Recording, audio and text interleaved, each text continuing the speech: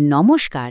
আজকের এই সেশনে আমরা দেখব যে ইঞ্জিনিয়াররা ঠিক কী ধরনের টুলস ব্যবহার করে আগে থেকেই বলে দিতে পারে যে ফ্যাক্টরি বা গাড়ি থেকে বেরোনো দূষণ ঠিক কোন দিকে যাবে, কতটা ছড়াবে, মানে এক কথায় দূষণের ভবিষ্যৎ বলার কি। ব্যাপারটা বেশ ইন্টারেস্টিং, তাই না? তো চলুন চট করে দেখে নিই আজকের আলোচনার রোড ম্যাপটা কি। আমরা শুরুতেই একটা খুব সাধারণ কিন্তু জরুরি প্রশ্ন দিয়ে শুরু করব। এই যে ধোঁয়া, এটা আখির যায় কোথায়? তারপর আমরা দূষণ মাপার 3টে প্রধান কৌশল দেখব। বিশেষ করে ফোকাস করব ফ্যাক্টরির চিমনির মতো পয়েন্ট সোর্সের উপর। এরপর লাইন আর বক্স মডেল নিয়েও কথা বলবো, আর সবশেষে ভবিষ্যতের ইঞ্জিনিয়ারিং নিয়ে কিছু ইন্টারেস্টিং আইডিয়া শেয়ার করব। তো একদম গোড়া থেকে শুরু করা যাক, চলুন। ভাবুন তো, একজন সিভিল ইঞ্জিনিয়ার হিসাবে আপনার সামনে একটা চ্যালেঞ্জ রাখা হলো। একটা নতুন ফ্যাক্টরি বসানোর প্ল্যান চলছে, আর সেটা একটা ঘন বসতিপূর্ণ এলাকার বেশ কাছে। এখন আপনার দায়িত্ব হলো এটা নিশ্চিত করা যে ফ্যাক্টরির চিমনি থেকে যে ধোঁয়া বেরোবে সেটা যেন আশেপাশের মানুষের কোনো ক্ষতি না করে। কিন্তু আপনি জানবেন কি করে যে ধোঁয়াটা ঠিক কোন দিকে যাবে, কতটা ছড়াবে? এখানেই তো আসল খেলা। এখানেই কাজে আসে ইঞ্জিনিয়ারিং মডেলিং।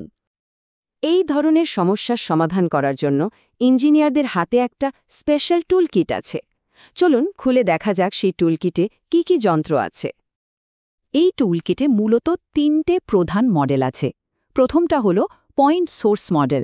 এটা শার্প শুটারের মতো, শুধুমাত্র একটা উৎস, যেমন একটা ফ্যাক্টরির চিমনি থেকে বেরোনো দূষণকে টার্গেট করে। তারপর আছে লাইন সোর্স মডেল। এটা অনেকটা লম্বা ফিতের মতো, যেটা দিয়ে ব্যস্ত হাইওয়ের মতো লম্বা জায়গা থেকে হওয়া দূষণ মাপা হয়। আর শেষে আছে বক্স মডেল। এটা হলো পুরো শহরের জন্য একটা ব্লুপ্রিন্ট, যা দিয়ে গোটা শহরের বাতাসের অবস্থাটা বোঝা যায়। তাহলে এবার বলুন তো, আমাদের এই ফ্যাক্টরির সমস্যাটা সমাধান করার জন্য এই 3টে টুলের মধ্যে কোনটা সবচেয়ে কাজে দেবে? একদম ঠিক। যেহেতু আমাদের সমস্যাটা একটা মাত্র চিমনি নিয়ে, তাই আমরা পয়েন্ট সোর্স মডেলটাকেই ভালোভাবে বুঝব। এই মডেলটার একটা ভারী নাম আছে, গসিয়ান ডিসপারশন মডেল। নামটা শুনে কঠিন মনে হলেও এর পেছনের আইডিয়াটা কিন্তু বেশ সহজ। ধোঁয়া যখন চিমনি থেকে বেরোয় তখন সেটা একটা ঘণ্টার মতো আকারে, মানে বেল্ট শেপে ছড়িয়ে পড়ে। অঙ্ক বা স্ট্যাটিস্টিক্সে এই শেপটাকেই গসিয়ান ডিস্ট্রিবিউশন বলা হয়। এই মডেলটা আমাদের এটাই বলে দেয় যে একটা চিমনি থেকে বেরোনো দূষণ বাতাসে ঠিক কিভাবে আর কতটা ছড়াবে।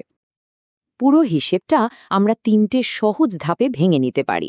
স্টেপ 1, আমাদের জানতে হবে চিমনি থেকে প্রতি সেকেন্ডে কী পরিমাণে দূষণ বেরোচ্ছে আর চিমনির উচ্চতা কত। স্টেপ 2, আবহাওয়া কেমন আছে সেটা দেখতে হবে, মানে বাতাসের স্পিড কত, আকাশ কতটা স্টেবল বা আনস্টেবল। যেমন শান্ত দিনে দূষণ এক জায়গায় জমে যায় আর ঝোড়ো দিনে অনেক দূরে ছড়িয়ে যায়। আর ফাইনালি স্টেপ 3, এই সব ডেটা ব্যবহার করে মডেলটা বলে দেয় যে চিমনি থেকে বিভিন্ন দূরত্বে দূষণের ঘনত্ব ঠিক কতটা হবে। এখানে একটা খুব জরুরি বিষয় হল এফেক্টিভ স্ট্যাক হাইট বা কার্যকর চিমনির উচ্চতা। এটা কিন্তু শুধু চিমনিটা কতটা লম্বা সেটা নয়। যখন গরম ধোঁয়া খুব জোরে চিমনি থেকে বেরোয় তখন সেটা নিজের গতি আর তাপের কারণে আরও কিছুটা ওপরে লাফিয়ে ওঠে। এই লাফিয়ে ওঠা উচ্চতা আর চিমনির আসল উচ্চতা, এই দুটো মিলিয়েই হয় ইফেক্টিভ হাইট। এই ফর্মুলাটা মনে রাখার জন্য একটা ছোট্ট মজার লাইন আছে, আসল উচ্চতা আর ধোঁয়ার লাফ মিলিয়েই মোট মাফ। মানে ফিজিক্যাল হাইট আর ধোঁয়ার এই লাফ বা প্লুম রাইজ যোগ করলেই এফেক্টিভ হাইট বেরিয়ে আসবে। খুব সোজা। এবার একটু ভাবুন তো, একটা উঁচু চিমনি আসলে মাটির কাছাকাছি দূষণ কমাতে কিভাবে সাহায্য করে? আসলে এফেক্টিভ হাইট যত বেশি হয় দূষণ তত ওপরে উঠে বাতাসে মেশার সময় পায়, ফলে মাটিতে থাকা মানুষের ওপর তার প্রভাব অনেক কমে যায়। বেশ, একটা চিমনির গল্প তো বোঝা গেল, কিন্তু আমাদের টুলকিটে তো আরও 2টো মডেল ছিল, তাই না? চলুন এবার দেখি সেগুলো একটা ব্যস্ত হাইওয়ে বা পুরো শহরের দূষণ মাপতে কিভাবে কাজে লাগে। লাইন সোর্স মডেলটা মূলত ব্যবহার হয় হাইওয়ের জন্য। ভাবুন, একটা রাস্তায় হাজার হাজার গাড়ি চলছে, তাদের সবার ধোঁয়াকে একসাথে একটা লম্বা লাইন হিসেবে ধরে নেওয়া হয়।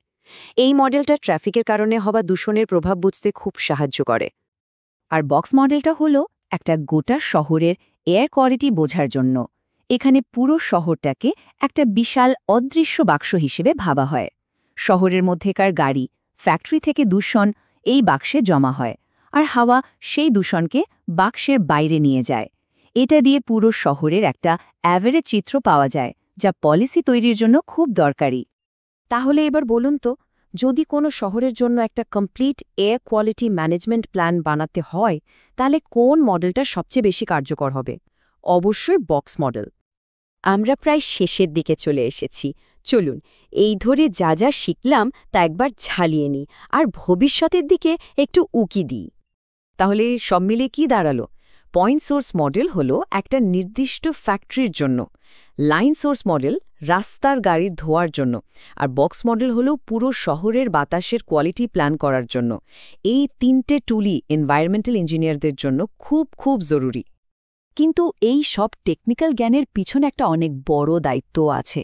এই কথাটা আমাদের সবসময় মনে রাখতে হবে যে একজন ইঞ্জিনিয়ার হিসেবে আমাদের কাজ শুধু বিল্ডিং বা রাস্তা বানানো নয়। আমাদের আসল কাজ হল ভবিষ্যৎ প্রজন্মের জন্য একটা সুস্থ আর নিরাপদ পরিবেশ তৈরি করা। আর সবশেষে একটু ভবিষ্যতের কথা ভাবা যাক। আগামী দিনে যখন আমরা স্মার্ট সিটি তৈরি করব, তখন এই মডেলগুলো আর্টিফিশিয়াল ইন্টেলিজেন্স বা এআই এর সাথে কিভাবে কাজ করবে। ভাবুন তো, রিয়েল টাইমে দূষণের পূর্বাভাস পাওয়া যাচ্ছে, আর সিস্টেম নিজে থেকে শহরের ট্রাফিক কন্ট্রোল করছে বা ফ্যাক্টরিগুলোকে অ্যালার্ট পাঠাচ্ছে। দারুণ না ব্যাপারটা? এই প্রশ্নের উত্তর খোঁজার মধ্যেই কিন্তু লুকিয়ে আছে ভবিষ্যতের ইঞ্জিনিয়ারিং।